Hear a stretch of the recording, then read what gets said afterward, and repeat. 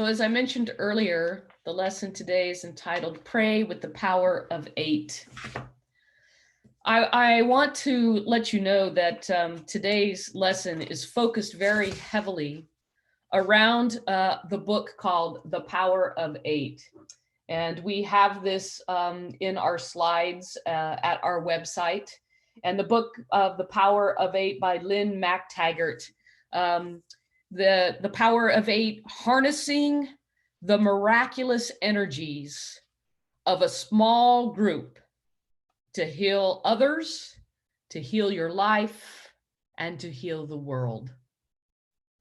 This is a book that we have in our bookmark, and we'll also be giving out our bookmarks again during our drive-through of sharing our masks. The book is really the book of the month for July. But we just felt with our current circumstance, with COVID happening, for those of us who have read this book, we just felt like now is the time. Now is the time to invite all of you to buy this book electronically or via Amazon or some other methodology to read this book and read about the power of eight. The author of this book is Lynn McTaggart, and she is self-described as an American alternative medicine activist. She's a lecturer, a journalist, a publisher, and an author of 6 books. Now, you notice that she does not call herself a scientist, and she is not a scientist. However, she journals about experiences and experiments that she does with scientists. And her most recent books include, and I'm going to share the titles because it's all in the flavor and the divine expression of what we're talking about today. One book that she's written is called The Intention Experiment: Using Your Thoughts to Change Your Life and Change Your World. Another book called The Field: The Quest for the Secret Force of the Universe. And her last book before this, Power of Eight, is called The Bond: Connecting Through the Space Between Us. Now, all of these books, which are really about what we understand about science today, and she does a wonderful job not using heavy scientific language, but very easily is able to describe the experiments that she has set up with scientists, how they've set them up, both in person and virtually, and the results and the interpretation of those results. And as she gets results and works with these scientists, she continues to be drawn into developing the next experiment, to continue to learn more about what we know about science today, and how indeed, as our founder, Dr. Ernest Holmes, would be so excited to know that yes, as we change our thoughts, as we change our perspective, as we align ourselves with the truth of our being, our world changes. And by the power of our thought, the rest of the world changes too. There is, she has, and there's many other books that some of you may be aware of. She's actually, through many of her books, set up a laboratory, sometimes with seeds, sometimes with water. And she's also done a very powerful experiment about peace, setting the intentions with people to grow seeds, to change the structure of water, and to decrease the violence in particular areas of the world, based all on the power of people setting intentions. And that's what the Power of Eight is about. Now, Lynn herself calls herself the ultimate doubting Thomas. She has had many doubts and says, yes, I was very intrigued by the law of attraction, which of course you can find on the internet, and very interested and intrigued by the movie and the book called The Secret. But she just had way too many doubts and too many inconvenient questions to really understand how the power of attention, how the law of attraction really could work. And she doubted it because she would see people using these principles to say, I want a Mercedes Benz. And she was turned off by that. And so she talks about that in the book. And she has studied group effects. She has studied brain science, and she has studied the science of altruism. And of course, the science of intention. And she learned along the way that the science of altruism had a lot to do with what was happening in the law of attraction. The research has said that when you do something altruistic, that you actually activate in your body physically the vagus nerve. And when you stimulate the vagus nerve, you activate compassion, love, and caring for one another. Now, why? Why would activating the vagus nerve activate compassion, love, and caring? Because it triggers a release of the bonding hormone called oxytocin. And this oxytocin causes our immune system to go through an amazing reboot of our body and our essence, the science of us. She talks about that in her YouTube and explains that lots of fabulous stuff happens in our bodies once we take the attention off of ourselves. Doesn't it seem that this pandemic has caused us to look at one another as we study the spread of this virus? Part of the stay in place and part of the process is about going forward and opening up our businesses and our economy is wearing a mask to care for yourself and to care for one another. It's very interesting to be taking the essence of the history that we're living in now regarding this pandemic and using this power of 8 and all that she describes to begin as a community and a center for spiritual living that we have more than 460 centers across the world, around the world, who, based on these metaphysic principles and based on our understanding of science of mind treatment, which is our form of affirmative prayer, that we can, as a community, learn from one another, come together in circles of 8, and put our prayer intentions for one another out there and watch for the miracles to happen. So I want to talk a little more about the book, and then I will talk about how I want to invite all of you to join the Power of 8 circles to pray with the Power of 8. So Lynn is focused on having people connect with each other around intentions for emotional and emotional and physical healing. She defines the process, and I'll describe that in a few minutes, and explains how it works for everyone. The impact, she says, based on her experiments that she's been doing for many years, the impact can be greater for those who are healers, meditators, and people who generally believe in the power of intention. She quotes on page 174 from the Scientific American magazine, "A brain region that controls the movement of a violinist's fingers becomes progressively larger with the mastery of the instrument. A brain region that controls the movement of a violinist's fingers becomes progressively larger with the mastery of the instrument. And a similar process happens when we meditate." Again, we change our brain by changing our thoughts, or in this case, meditating and observing our thoughts. So when we do our spiritual practices, when we meditate, when we vision, when we pray, we are participating in changing the brain and changing how we experience life. Now, Lynn has found that the power of 8, it doesn't have to be exactly 8, but that this is the optimum number of people in a circle who do intention practices together, that they will be able to demonstrate more healing, not just for the one person they may be praying for, but for all the people who participate in that circle of 8.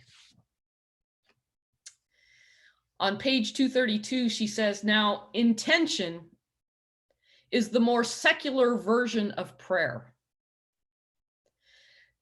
Intention is different in its specificity and the belief in the individual power to manifest. Rather than leaving it up to God, we recognize the power in ourselves as creators and attempt to take charge of our own fates.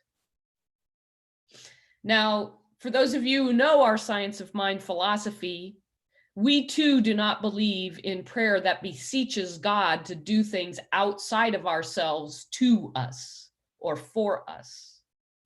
The Science of Mind philosophy, the basis of the Center for Spiritual Living, calls for our form of prayer in spiritual mind treatment, which specifically does know that we are one with spirit, however you define that, your higher power, universal source. No matter what words you use, we understand that we align ourselves to the truth. And some people call that God. And our prayer also in Science of Mind knows that we are co-creating with God, that all potential possibilities exist right here, right now for each one of us. And the way we express and see something different happen in our lives when we do our spiritual mind treatment is because we release the false beliefs. We let go of the untruths. We set ourselves up for understanding that we are power, love, peace, joy. And in forgiving others and or forgiving up our false beliefs about ourselves, which may have been set up when we were younger or based on what teachers or people have told us, as we align ourselves with the truth of spirit or God, then we are aligning our beliefs with the power of truth. And when we do that, yes, miracles do happen and we demonstrate change in our lives. In other words, it is done through us, not to us.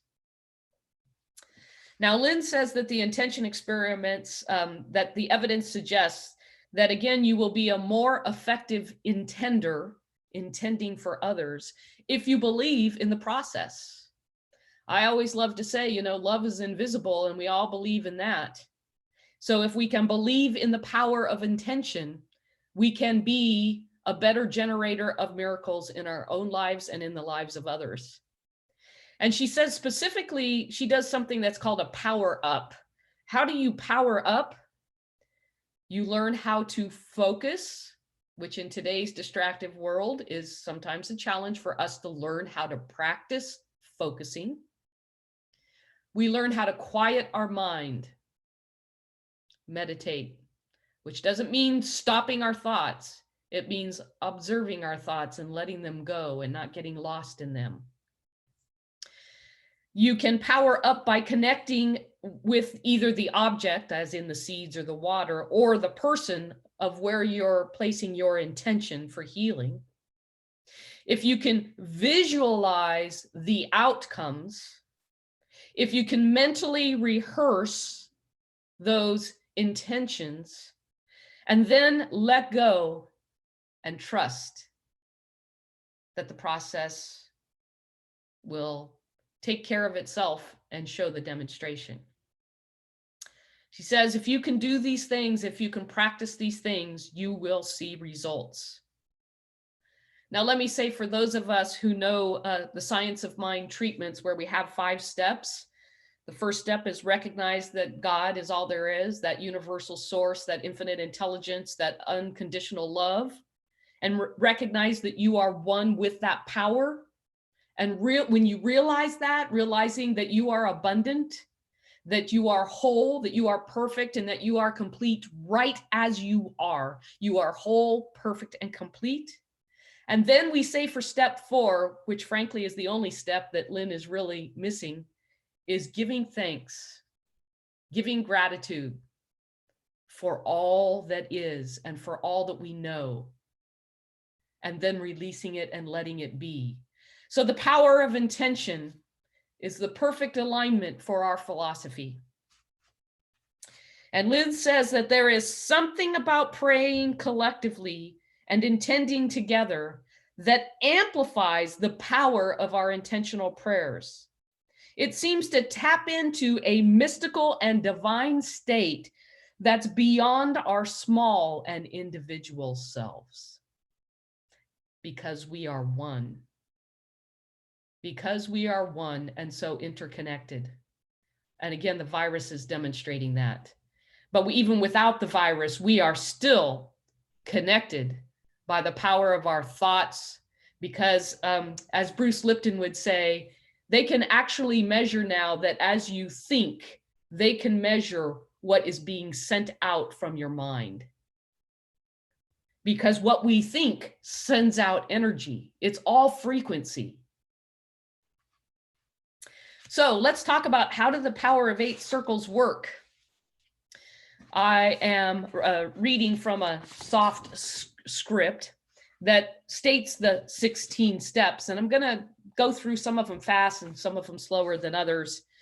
The first is that you assemble yourself with a group of 8 people. And I want to say to all of you, we can gather as a community, but I'd also like to invite you to bring into your circle of 8 your friends, people who you want to socialize with via Zoom or whatever your, Skype, FaceTime, whatever it is.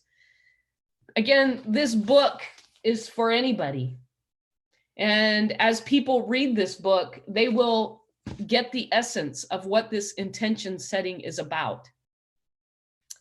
And so you want to invite people who will be open to the possibility of healing. That's key, because you want people who believe, not people who are going to resist and let their mind take over. So I'm going to leave it there.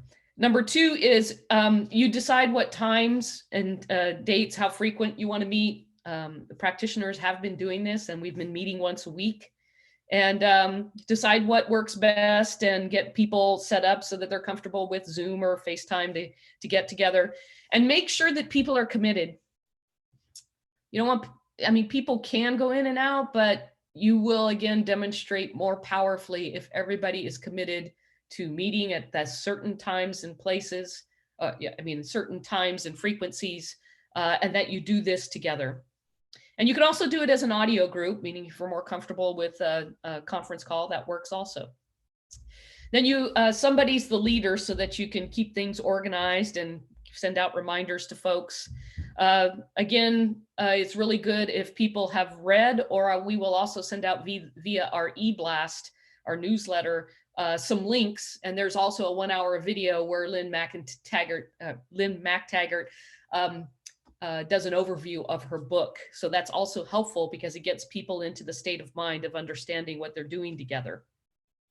I mentioned the power up. So if people can start practicing their focus, practicing their intentions, and begin to move themselves in being able to do some of the power up visualizations, etc. And then before you come to the meeting, you write your own intentions, maybe your intentions for the month, your intentions for yourself. What intentions do you want to set? And then as you come together for the first time, you ask, who would like to be the center of this healing challenge? Who has an emotional or physical ailment who would like the focus to be centered on? Now, I want to remind everybody that while the other 7 people may be focused on the person in the middle of the circle, and again, this is all done virtually, but by visualization, you may think that then it is the person in the circle who receives the miracle. But what Lynn McIntaggart has said has been the most profound discovery is that those that are doing the intending are demonstrating miracles in their own lives. So I'll talk about that in a second. Once the person says, yes, I would like to be, and the group decides they're going to focus on one person's healing, then you spend a few minutes talking together and designing what's called an intention statement. And this is also true. We teach this in our Science of Mind classes, that it's important to be specific and concrete. If you just say, I want world peace, we all may want world peace. How do you know? Is that measurable? And when Lynn McTaggart did her experiment, she had measurements of violence in a particular part of a city so that she could measure the difference. It's important that when you set your intention, that you be specific and concrete and stay focused on that intention. That's another thing, is we all get distracted and pretty soon we've lost our concrete intention. Then we gather in consciousness, and we put the person in our minds in the center of the circle, and our left hand placed on, let's say, the person's shoulder, touching the individual. And then our right hand, we visualize putting our hand on the circle, on the shoulder of somebody who's in the circle. So it's like a spoke of a bicycle wheel. And then we begin with each member of the group closing their eyes, centering, inhaling and exhaling, becoming centered and cleared their mind of distractions, holding the focus of the intention statement in their mind, and then imagining with all 5 of their senses the intention recipient as healthy and well in every way based on the intention statement. We do about 8 or 10 minutes of silence with everybody connected in that way, holding that intention. The person in the center of the circle should just remain open to receive. They just remain open to receive. They stay focused on the receiving aspect of all of this. And everybody, while that is happening for 8 to 10 minutes, observes what's happening for them. And for the practitioners, some of that has been a sensation, feeling in the body. Some of it has been what comes to them visually in their mind. There are different, again, senses that people may pick up while they're together doing this for 8 to 10 minutes. And we just want each individual to observe that while playing their part in the intention setting. When these 8 or 10 minutes is over, everybody shares what their experience was, including the receiver. And we usually start with the receiver. What did you get? And then speak to what happens with each of the intenders. And we actually want you to keep a journal over the next month. What happens? What happens to your health? What happens to your relationships? What happens to your mood? What is happening regarding windfalls or new opportunities in your work, in abundance, in your charity, with your hobbies? Are you getting more creative? How are things progressing in your overall life, in your life's purposes? What changes are happening? And of course, for some of us, the changes just happen a little bit every day, and you may not really notice it, and you may not really notice it. And then all of a sudden you go back to your journal and you realize, wow, things have changed.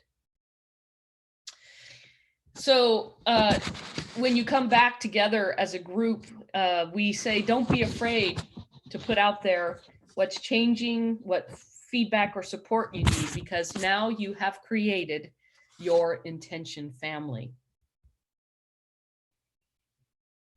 So again, the reminder is the greatest discovery for Lynn McTaggart is that the group's intention has a mirror effect, not only transforming the recipient, but also reflecting back on the senders. The experiments have showed that there have been significant improvements in health, relationships, job situations, and in all aspects of people's lives.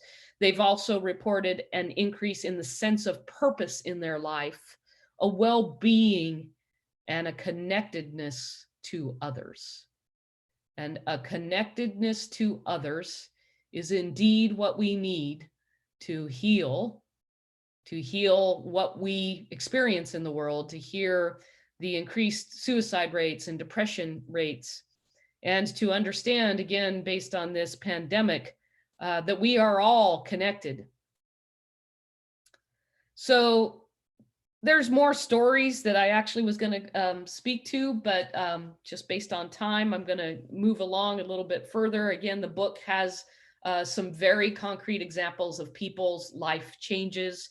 One I'm going to highlight was a woman who constantly was very heavily focused on herself, constantly sharing all of her troubles, which people were compassionate about, but constantly she was focused on her own troubles. And when the one person in the group finally said, stop focusing on yourself and focus on the intentions for someone else, moving yourself into a compassion for the person in the center, it was a few days later that she began to heal. And she speaks to that. So Lynn says this continues to happen over and over and over again. So as I mentioned, our Science of Mind practitioners have been doing this together, and there have been some miracles. Seriously. Now, these miracles have been a personal experience. So in many cases, people aren't willing to advertise it over the internet and via social media. You can speak to the practitioners yourselves, but they have been experiencing the positive results. And so we within our own community have demonstrated this power. Again, when you read Lynn's book, it's sort of obvious that it's, again, anybody can do the power of 8. So what do we want to do next? I want to personally invite you to start thinking about who your power of 8 circle is. And again, this could be your friends. Just tell them you're reading this book, and the book has all of the steps that I described. The power up intentions. And I'd invite you to get the book as soon as possible and begin reading. Depending on how quick of a reader you are, you may not put your power of your circle of 8 together for a few weeks. And I want to do staggered starts. Dr. Reverend Carolyn McEwen is already starting her group, and there are practitioners thinking about who they're inviting into their group. And we want you to actually call into the center if you just want to be a part of a group that we will put you together with. We'll put the resources together in the e-blast. In other words, we'll put the link to the video. It's an hour-long video to see the overview of the book. We'll also put some other resources in there regarding the power of 8. So you can call the center, or you can email office@CSL, Center for Spiritual Living, cslchico.org. And if you email office@cslchico.org, we'll put you on the list. And as we build these power of 8 circles, we will connect with you. Again, we'll give you the instructions, and each power of 8 leader will report back to me so that we have some general feedback about how the circle of 8s are doing. Let's see here. My goal would be that after we do these power of 8 circles, that after we have demonstrated for people personally, we will come back together and set our intention for the coronavirus. And we will set the intention. As many of you know, I work for the university, and many students, even if the courses are offered online virtually, may come back to Chico State, which means people will come from everywhere back to Chico. And so my goal would be that by August, we are setting the intention. I don't know how many of you are paying attention to Butte County's number of cases, but we were very low for a long time, 18. And I didn't look today, but I think we're up to all of a sudden 34. And what I want to do is use the power of 8 to set our intentions to keep this community in a low number of cases. So there's many aspects to that. And of course, we can take that further as we get down the line. But You know, Jesus is known as saying, "It is done unto you as you believe." And certainly, our Science of Mind textbook by Dr. Ernest Holmes speaks to the power of belief. And in the power of belief, we know that, again, by moving yourselves and aligning yourself with truth in your belief, that you will demonstrate in your life.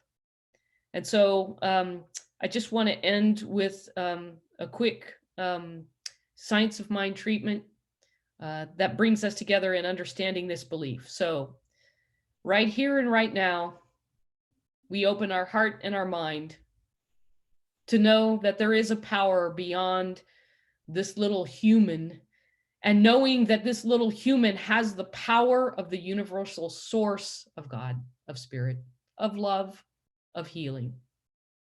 And I'm knowing that each person experiencing this live stream and those that listen to this lesson and beyond know that this power exists in them, as them, and through them. And through this power, I know that as each person lets go of the false beliefs, of things that they've been told as far as we are individuals, but knowing that we may be expressing in one form as a individual human, that again, we are demonstrating the power of our collective consciousness. And so as we come together in knowing the love and knowing the healing and knowing the power of truth, that there is peace, there is joy that lives deeply within each one of us, because that is the source that cannot be denied and that is never harmed. It is always there. And so we turn towards this source that is the power of our love, the power of our knowing, the power of our truth. We release this knowing that it is already done by the power of our word. We let it be so. And together we say, and so it is. Namaste.